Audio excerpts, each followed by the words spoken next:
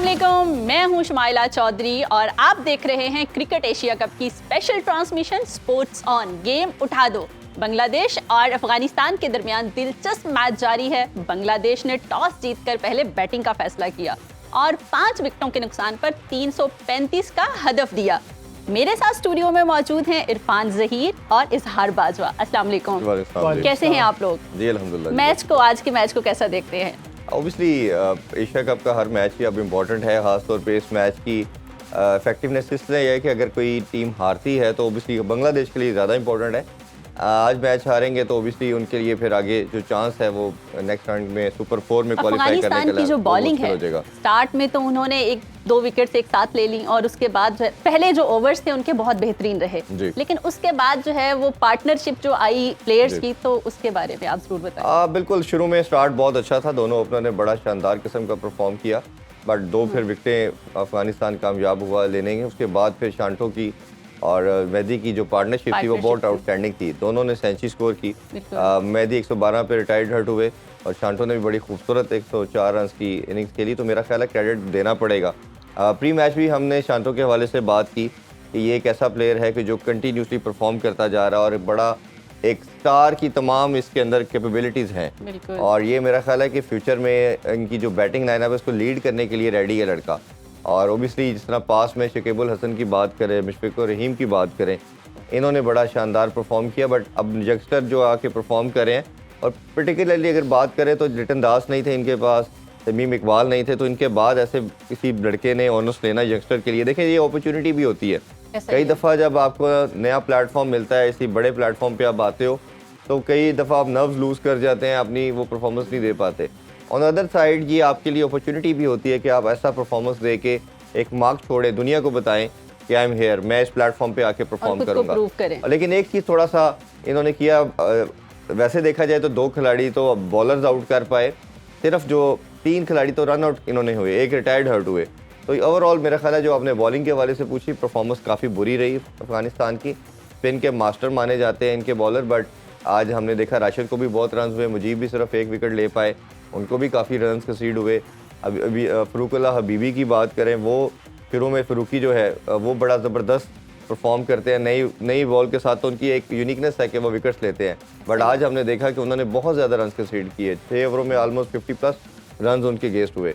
तो ये मेरा ख्याल है कि इस तरह की कुछ चीज़ें हैं जो अफगानिस्तान को देखनी पड़ेंगी, क्योंकि आपके पास मार्जिन बहुत कम है, और दूसरी इनका जो मैच है श्रीलंका के अगेंस्ट है और टोटल बहुत बड़ा दे दिया। अब देखते हैं वो कैसे स्कोर डिफेंड करते हैं। एग्जैक्टली, आप इसके बारे में क्या कहेंगे इजहार? देखिए, पहले तो ये मैच जो जिस कदाफी में हो रहा है, लाहौर में हो रहा है, तो जिन कंडीशंस में ये मैच हो रहा है, ये खिलाड़ियों के लिए बहुत मुश्किल है। 2:30 बजे मैच शुरू होता है और उस टाइम जो हमारे, आपको पता है समर सीजन गुजर रहा है और बहुत ही सख्त गर्मी, उस टाइम सख्त धूप होती है। इस हवाले से पीसीबी को मेरे ख्याल में कंसिडर करना चाहिए कि क्या इस सिचुएशन में, इस सीज़न में, इस क्लाइमेट में 2:30 बजे राइट टाइम है मैच स्टार्ट करेगा कि नहीं, क्योंकि ख़ास तौर पे 4 बजे से पहले तो बहुत ही शदीद गर्मी होती है और खिलाड़ियों के लिए बड़ा मुश्किल होता है।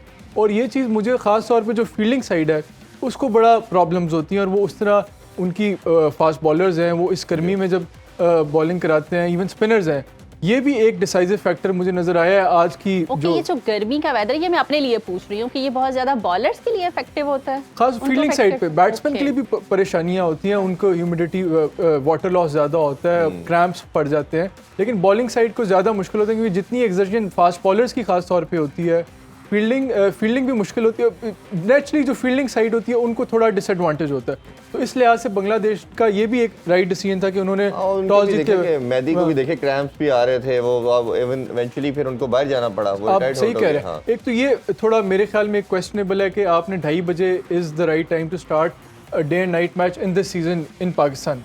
दूसरी चीज़ जो है अफगानिस्तान के बॉलर्स की, ये एक बहुत फ्लैट ट्रैक था। फ्लैट ट्रैक पे आपने अगर दूसरी टीम को रिस्ट्रिक्ट करना है, उसमें आपको विकेट टेकिंग की बजाय आपकी कोशिश होनी चाहिए कि आप रन्स लूज बॉल्स ना करें। और हालांकि जो स्पिनर्स हैं अफगानिस्तान के, there probably the best spinners in Asia right now. उनके पास राशिद खान है, मुजीब है, नबी है, ये इस तरह के बॉलर्स हैं जो बड़ा मुश्किल टाइम देते हैं किसी भी बैटिंग साइड अप के लिए, अच्छी से अच्छी बैट।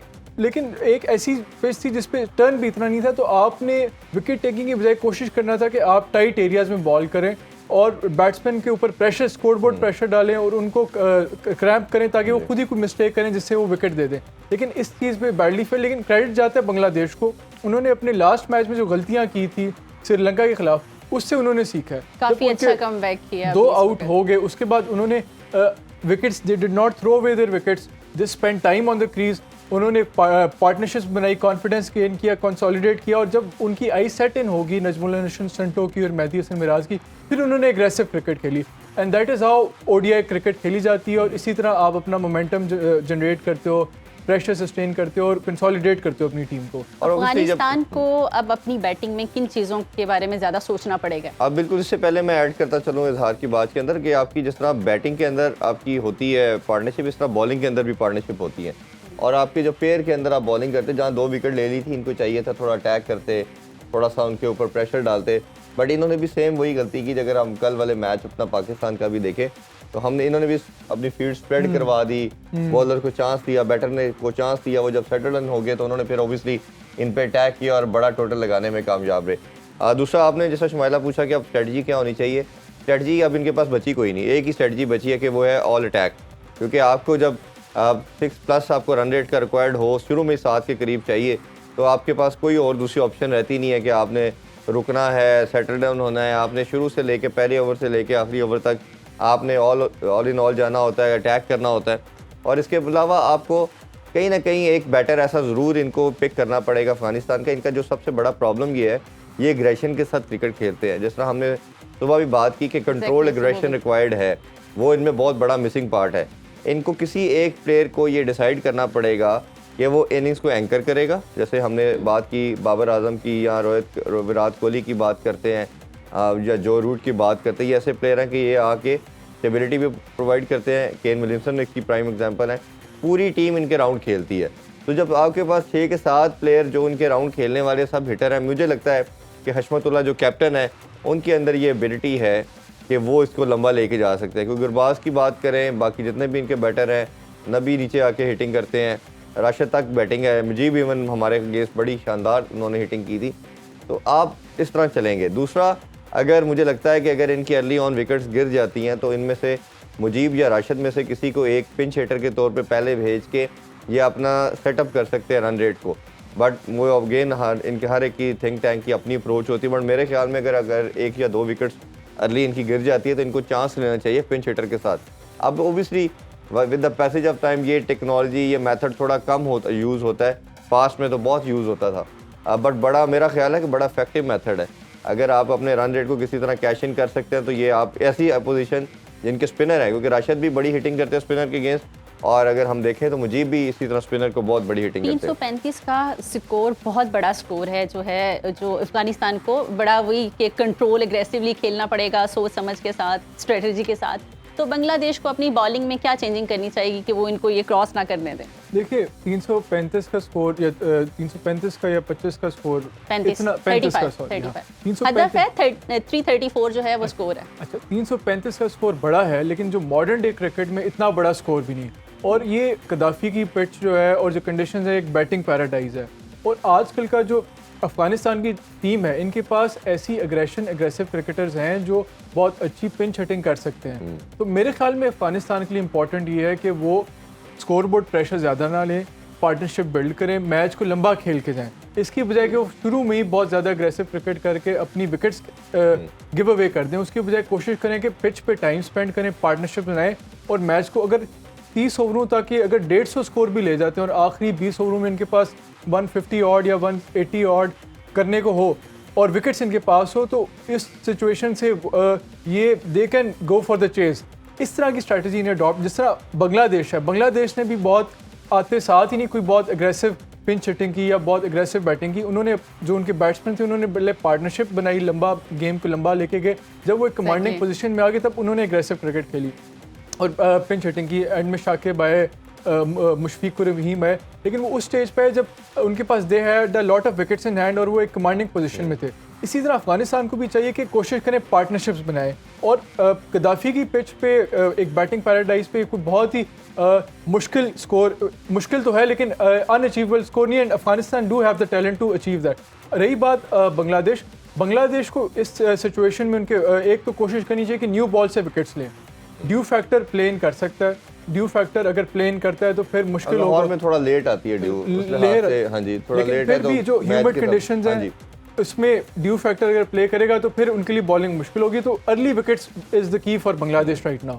हाँ बिल्कुल ठीक है। इसमें अगर मज़ीद अगर बात करें ना, तो मेरा ख्याल है चेस के पॉइंट ऑफ व्यू से पावर प्ले की यूटिलाइजेशन बहुत ज़रूरी है कि आप पावर प्ले को कैसे यूटिलाइज करते हैं, क्योंकि पहले पावर प्ले में आपके 2 फील्डर दायरे के बाहर होते हैं, सेकंड पावर प्ले में 4, फिर लास्ट में 5 की ऑप्शन होती है। तो ये आपको उसको यूटिलाइज़ करना बड़ा ज़रूरी है कि आप उसको किस तरह कैश इन करते हो।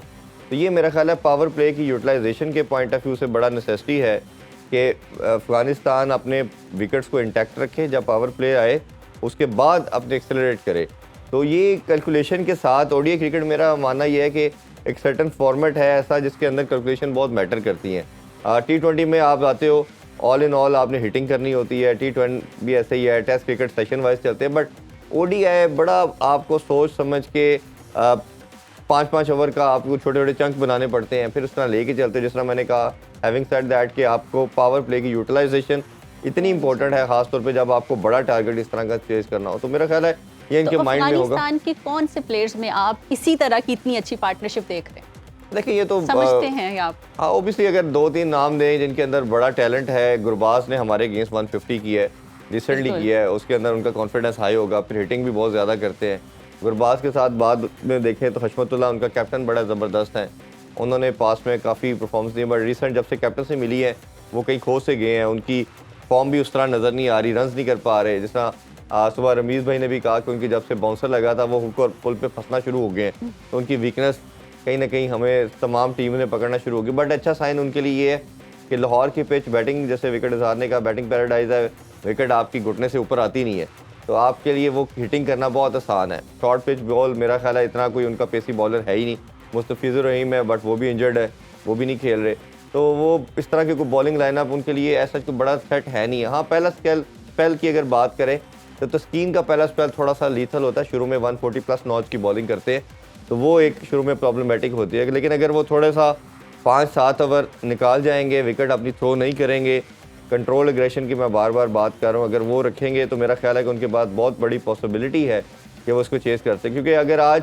वो अच्छा बांग्लादेश नहीं परफॉर्म करता तो उनके लिए तो खैर ये है ही ऑल इन ऑल ये मैच है, और सुपर 4 में क्वालिफिकेशन के लिए अगर ये अफगानिस्तान हारते तो उनके पास चले फिर एक रे ऑफ होप रहेगी कि उन्होंने अभी श्रीलंका के अगेंस्ट खेलना है, और देखते हैं उसमें क्या बनता है। फिर अगेन तीनों के टीम्स के बराबर पॉइंट आते हैं, तो जो टॉप 2 होंगी साइड जिनका रन रेट बेहतर है वो भी बहुत मैटर करता है। तो बिल्कुल जैसे सुबह रमीज सर ने भी कहा कि ये तो बिल्कुल अपनी कश्तियां चला के आए। उसकी रीज़न ये थी कि इनको ये भी मालूम था कि हमारा रन रेट भी बहुत गिरा हुआ है श्रीलंका के अगेंस्ट, तो उन्होंने बड़ा टोटल एक तो मैच जीतने के लिए भी ज़रूरी था, दूसरा अपने रन रेट को इम्प्रूव करने के लिए भी ज़रूरी था।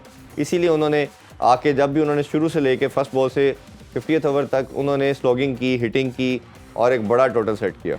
उसके अलावा मेरे ख्याल में इस मैच में जहाँ बॉलिंग इंपॉर्टेंट है बांग्लादेश के लिए, वहाँ फील्डिंग भी बड़ी की है। जितना उनकी बॉलिंग में डिसिप्लिन होगा, फील्डिंग में डिसिप्लिन होगा, वो कैचेस जो उनको हाफ चांसेस मिले उनको ग्रैब करें और बॉल मिस फील्डिंग ना करें ताकि अफगानिस्तान पे प्रेशर है।